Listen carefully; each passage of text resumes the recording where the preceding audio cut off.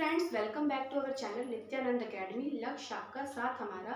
और आज मैं आपके लिए लेकर के आई हूँ कुछ प्रॉब्लम सॉल्विंग करने के लिए हिंट्स। ठीक है, कैसे हम लोग एटम्स के अंदर atomic number, mass number, number of electron, number of proton, number of neutrons, ये सब निकालते हैं। उसके लिए आज हम लोग उसके बारे में पढ़ेंगे कि एटम्स के अंदर कैसे number of electron, number of proton, number of neutrons, atomic number, mass number निकालते हैं।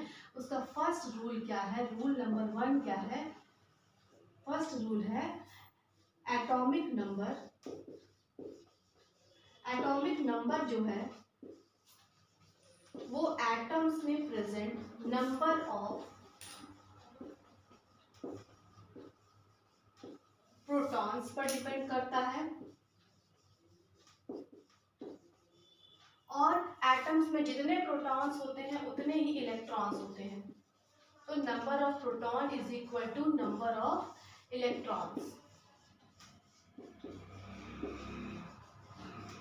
ठीक है, तो यानी कि यदि हमें एटम में एटॉमिक नंबर पता है तो हमें नंबर ऑफ प्रोटॉन निकालने की जरूरत नहीं है। वो भी मालूम है कि वो भी एटॉमिक नंबर जितना है उतना ही नंबर ऑफ प्रोटॉन होगा और एटॉमिक नंबर जितना है उतना ही नंबर ऑफ इलेक्ट्रॉन होगा। लेकिन इसके साथ एक कंडीशन आती है, एक कैटायन और एनायन। यदि एटम में एटॉमिक नंबर में से, जैसे एटॉमिक नंबर में से प्लस पॉजिटिव चार्ज है, कैटायन है, ठीक है, इसका मतलब कि इसमें लॉस ऑफ इलेक्ट्रॉन्स हुए हैं। मतलब इसमें एटॉमिक नंबर में से 2 इलेक्ट्रॉन निकले हैं, 2 इलेक्ट्रॉनों की कमी हुई है। ठीक है, ये है लॉस ऑफ इलेक्ट्रॉन। और यदि A-2 है, इसका मतलब एक्सेप्टेंस ऑफ इलेक्ट्रॉन्स हुआ, मतलब कि एटम में 2 इलेक्ट्रॉन बाहर से आए हैं। तो ये क्या है? Acceptance of electrons. ठीक है, ये कंडीशंस तब आती हैं जब हमें atomic number, number of proton, number of electrons निकालना होता है। तो तब अगर यदि ऐसा आया कंडीशन कि कैटायन आया, उसमें से +2 निकल गया, तो यानी एटॉमिक नंबर में से हमें +2 इलेक्ट्रॉन्स को माइनस कर देना होगा। ठीक है, इसके लिए हम रूल बनाते हैं कि number of electron in cation के लिए नंबर ऑफ इलेक्ट्रॉन क्या होते हैं, ये उसमें क्या होगा, एटॉमिक नंबर में से हम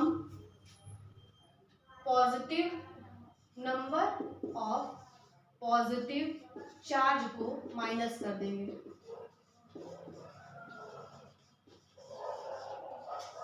ठीक है, तो हमें नंबर ऑफ इलेक्ट्रॉन्स मिल जाएंगे कैटायन में।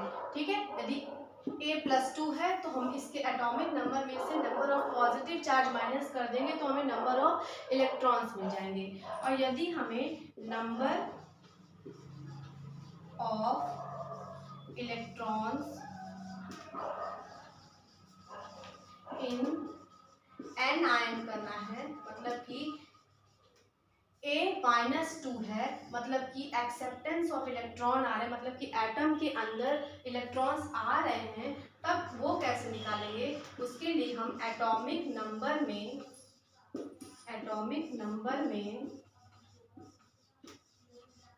उतने नंबर ऑफ चार्जेस को जोड़ देंगे।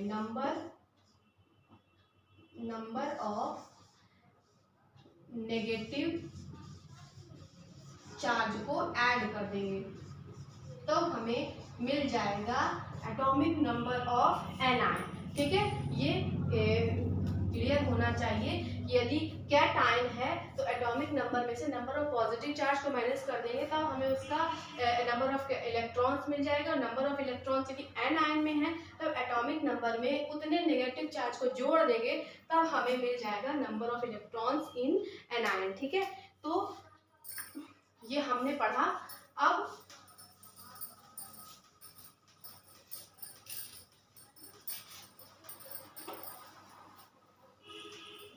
अब बात आती है मास नंबर की।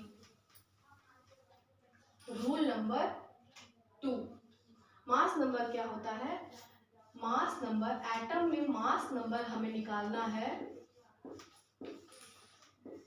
एटम में मास नंबर हमें निकालना है, तो वो होता है नंबर ऑफ प्रोटॉन्स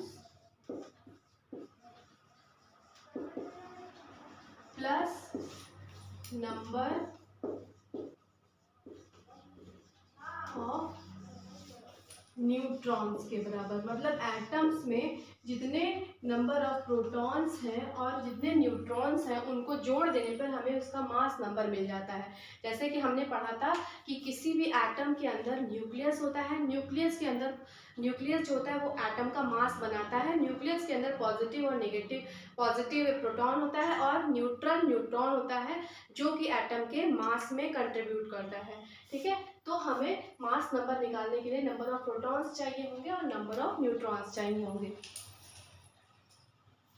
ठीक है, ये मास नंबर का रूल है। अब 2-3 छोटे छोटे टॉपिक्स हैं, वो हमें जानकारी होनी चाहिए। एक होता है आइसोटोप्स। आइसोटोप्स क्या होते हैं?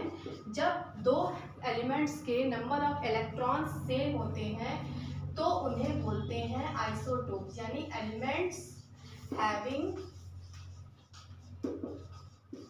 Same number of electrons, elements में सेम नंबर ऑफ इलेक्ट्रॉन्स हैं तो उन्हें हम बोलते हैं आइसोटोप। जैसे कि क्लोरीन का एटॉमिक नंबर जो है 17 है और उसका मास नंबर 35 है, और क्लोरीन का ही दूसरा एलिमेंट है, एटॉमिक नंबर 17 है और मास नंबर 37 है, तो इनके मास नंबर में वेरिएशन है लेकिन एटॉमिक नंबर यानी कि नंबर ऑफ इलेक्ट्रॉन्स जो है वो सिमिलर है, तो ये एक दूसरे के आइसोटोप्स कहलाएंगे। ठीक है, अब नेक्स्ट जो होता है आइसोबार्स। आइसोबार्स क्या होता है? जब elements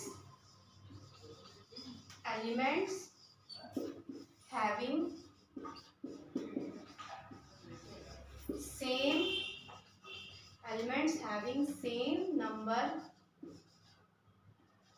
same mass number, elements having same mass number is called as isobar element। Isobaric element जिनमें मास नंबर जो होता है वो सिमिलर होता है।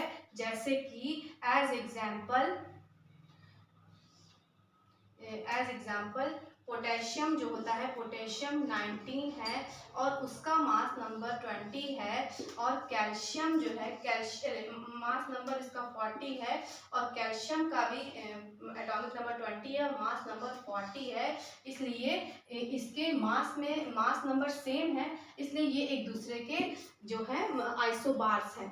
अब एक थर्ड पॉइंट आता है isotones. Isotonic element having same number of neutrons, elements जिनमें सेम नंबर ऑफ न्यूट्रॉन्स हों उन्हें हम आइसोटोनिक एलिमेंट्स कहते हैं। ठीक है, जब एलिमेंट्स का एटॉमिक नंबर सेम हो लेकिन नंबर ऑफ न्यूट्रॉन चेंज होगा तो मास नंबर भी चेंज हो जाएगा, तो इसलिए उन्हें आइसोटोन्स कहते हैं। जैसे कि एज एग्जाम्पल जैसे कार्बन है, कार्बन का 6 है एटॉमिक नंबर और मास नंबर जो है 12 है, और ऐसे ही ऑक्सीजन का कोई एलिमेंट है, उसका एटॉमिक नंबर 6 है और मास नंबर 14 है, और ऑक्सीजन है एटॉमिक नंबर 8, मास नंबर 16 है। यदि हम इसमें नंबर ऑफ न्यूट्रॉन्स निकालेंगे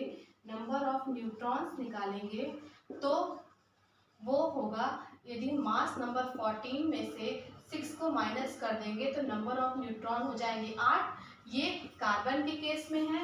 और यदि नंबर ऑफ न्यूट्रॉन न्यूट्रॉन्स निकालेंगे हम ऑक्सीजन में, तो 16 मास नंबर में से 8 एटॉमिक नंबर को माइनस किया तो 8 आ गया। इसका मतलब कि ये दोनों के नंबर ऑफ न्यूट्रॉन्स सिमिलर हैं, इसलिए ये कहलाएंगे आइसोटोनिक एलिमेंट्स। ठीक है, तो अब हम लोग आएंगे अपने प्रॉब्लम्स के ऊपर, क्वेश्चन के ऊपर, जो कि आज हमारा मेन टॉपिक है, मेन टारगेट है क्वेश्चंस को सॉल्व कर